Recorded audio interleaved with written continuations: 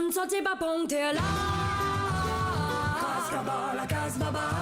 Imagine den mo beatel na kayo mo cascavel.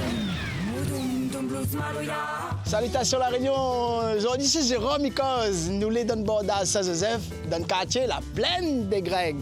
C'est là, c'est Jérôme. Bonjour Asmuna. Merci mon frère. Bonjour aussi. Et bienvenue plaine des Grecs. Ah, ben que ça doit nous fait dans la plaine des Grecs mon frère. Ouais, ben, aujourd'hui, on va expliquer un petit peu c'est quoi la plaine des Grecs.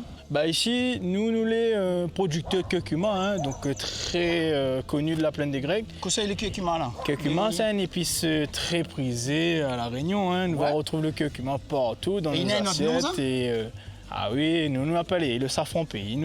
Ah, safran là, yes. Donc le safran pays, hein, très connu des rayonnés. Et nous avons aussi d'autres épices. Nous avons la rouroute, nous avons pas mal de choses. Donc nous plantons tout ça ici. Donc ici en haut, ils plantent tout ça là. Quelle était la case, un petit peu ici là? Nous avons l'immeuble ou bien c'est vraiment un petit village? Ici en haut, c'est beaucoup de cases à terre. Beaucoup de cases à terre, très peu d'immeubles. On a beaucoup de cases tomines, il y a aussi pas mal de petites cases avec effet bois, cases bois, bon bois et tout ça. Donc très peu d'immeubles. Ouais. Et nous avons aussi, pour Montrezot aujourd'hui, la ravine grecque. Donc la ravine grecque, c'est grâce à cette ravine grecque-là que nous vaguons à Montrezot, explique à Zot l'appellation de la plaine des Grecs. Pourquoi il appelle la plaine des Grecs? Moi, ce que j'aimerais Montrezot déjà, c'est la cascade Motet. Donc là, c'est l'une des cascades éphémères de la plaine des Grecs. Voilà. Donc la cascade Motet. Et au pied de la cascade Motet, il y a la ravine grecque.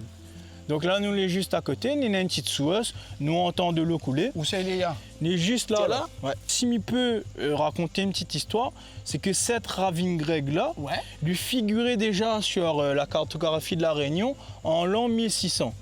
Donc il laisse imaginer que la plaine des Grecs en 1600 a déjà été colonisée, a déjà été découverte. Pourquoi ça, la plaine des Grecs appelle la plaine des Grecs? Cette appellation-là, elle est issue de ce phénomène naturel-là, l'eau. Quand vous êtes parti chercher l'eau au pied des cascades, on mettait de bac dessous et l'eau disparaissait, partait dans les nappes phréatiques. Nous avons le même phénomène avec notre grec à café.